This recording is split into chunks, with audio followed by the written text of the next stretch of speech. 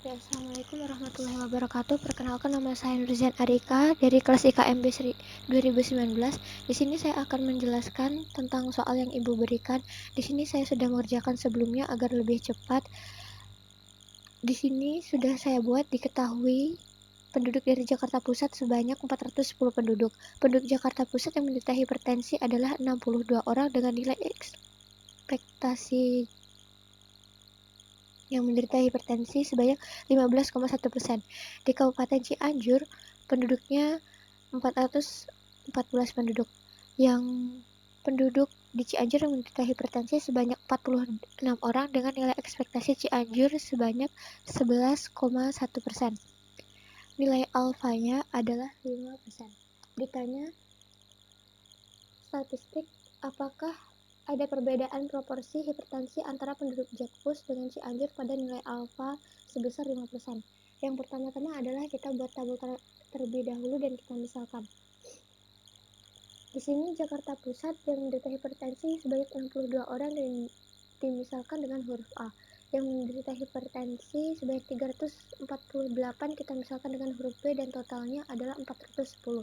Di Cianjur yang menderita hipertensi sebanyak 46 orang dan yang tidak menderita hipertensi sebanyak 368 orang dengan total 414 orang. Di sini kita misalkan dengan huruf-huruf agar lebih mudah dimisalkannya. Di sini hipertensi di Jakarta Pusat kita misalkan dengan huruf A dan tidak hipertensi kita misalkan dengan huruf B. Di Cianjur yang tidak menderita hipertensi kita misalkan dengan huruf C dan yang tidak menderita hipertensi kita misalkan dengan huruf D. Untuk total keseluruhan kita bisa misalkan dengan huruf A ditambah B ditambah C dan ditambah D. Untuk menentukan nilai H yang kedua, kita menentukan nilai HO dan HA pada nilai alfa 5%.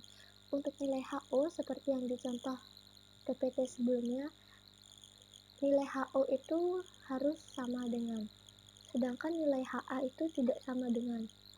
Lalu di sini di Jakarta Pusat yang menderita hipertensi dengan nilai ekspektasi 15,1% sama dengan penduduk di Kabupaten Cianjur yang menderita hipertensi sebanyak 11,1%. Sedangkan untuk nilai HA yang menderita hipertensi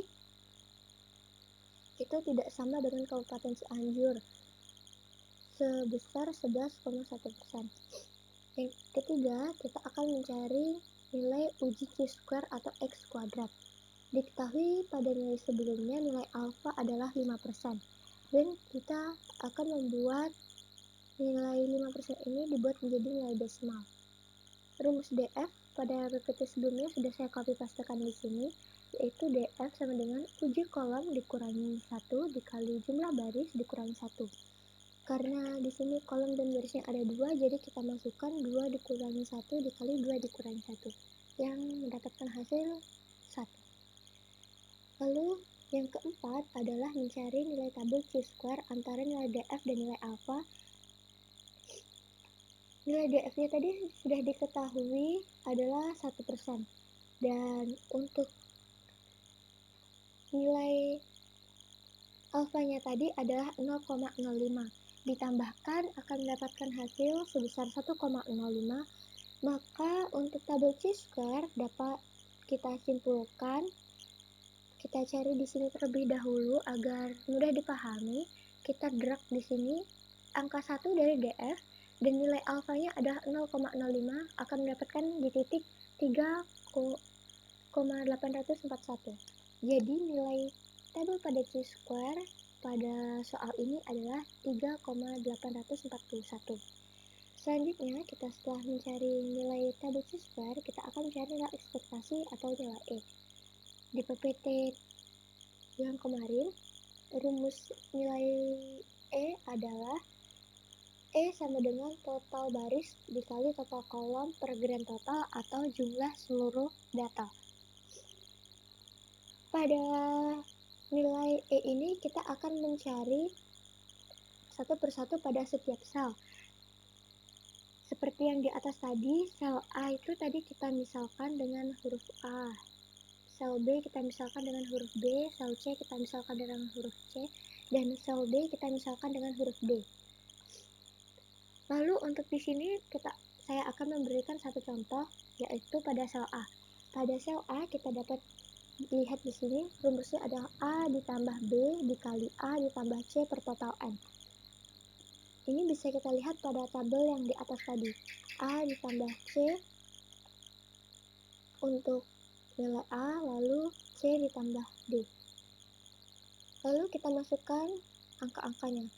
Nilai A tadi adalah 62, seperti yang kita lihat, dan nilai C adalah 46, dan nilai D-nya itu tadi adalah 368. Lalu untuk total N adalah total keseluruhan data.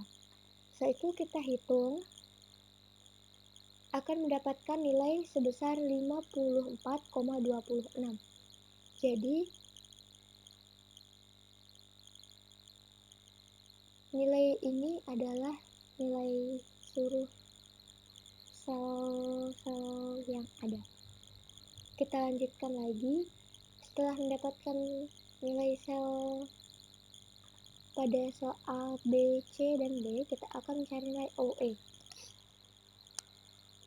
Pada nilai OE ini kita akan menerapkan kesamaan pada nilai sel yang di atas. Kita mencari nilai sel ini, selnya satu-satu, sel A, sel B, sel C, dan sel D. Untuk nilai O sudah diketahui pada atas tadi adalah 62. Nilai O kita dapatkan dari ini 62, 46, 348, dan 368 itu adalah nilai O. Dan nilai E ini merupakan nilai E per data atau per sel. Langsung kita hitung dan kita gabungkan. Saya akan memberi contoh pada sel A.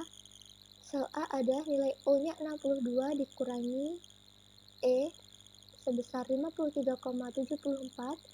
Setelah dikurangi, kita akan kuadratkan. Setelah mendapatkan kuadrat, nilainya 68,22. Untuk sel-sel seterusnya, sel B, sel C, dan sel D akan mendapatkan nilai yang sama, yaitu 68,22. Setelah mencari nilai OE pada setiap sel, kita akan mencari nilai OE kuadrat per E pada setiap sel. Untuk nilai OE tadi, kita sudah mendapatkan nilai keseluruhan data yaitu 68,22. Dan nilai E ini adalah nilai sebelumnya tadi yang sudah kita kerjakan, yaitu 53,74, 54,26, 356,26, dan 359,74. Saya contohkan nilai OE pada sel A. Pada sel A ini kita mendapatkan nilai 1,27. Ini rumusnya untuk mencari nilai OE kuadrat per E pada setiap sel. Lalu setelah mendapatkan keseluruhan nilai, kita memasukkan tabel agar lebih mudah dan agar lebih bisa kita perbandingkan dengan nilai DF atau uji tabel chi-square.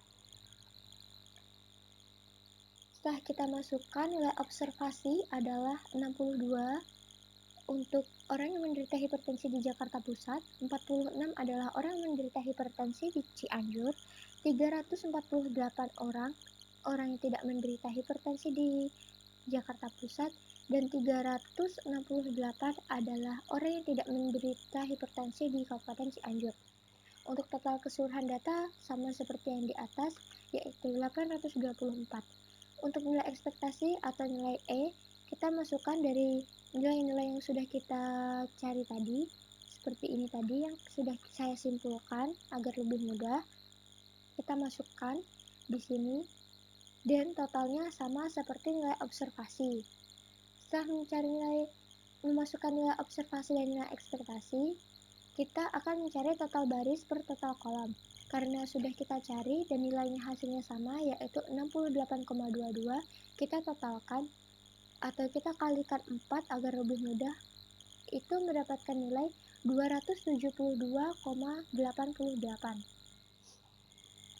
Dan untuk nilai uji chi-square, kita mendapatkan total keseluruhan total ini 1,27 ditambah 1,26 dan 0,19 ditambah 0,19, dan hasil dari X kuadratnya itu adalah 2,91.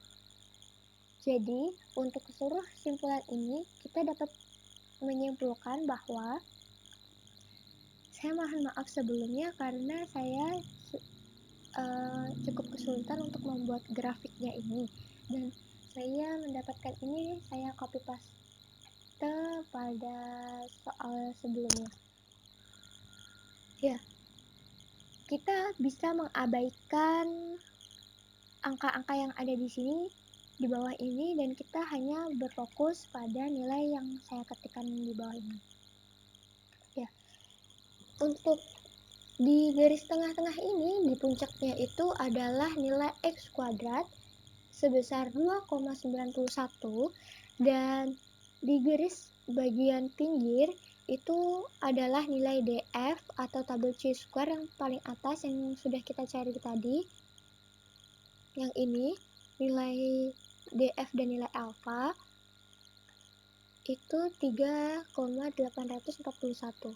Nah, jadi kita mendapatkan hasil yaitu di sekitar area 3,841 hingga ke bawah.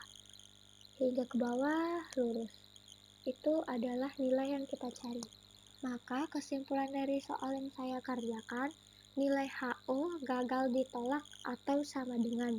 Jadi bisa dikatakan bahwa proporsi hipertensi antara penduduk Jakarta Pusat dengan penduduk Cianjur yang menderita hipertensi adalah sama. Sekian dari saya mohon maaf apabila ada salah kata dan saya cukup buru-buru untuk menjelaskannya karena ini terpaut oleh waktu. Sekali lagi saya ucapkan terima kasih dan mohon maaf sebesar-besarnya. Sekian, terima kasih. Wassalamualaikum warahmatullahi wabarakatuh.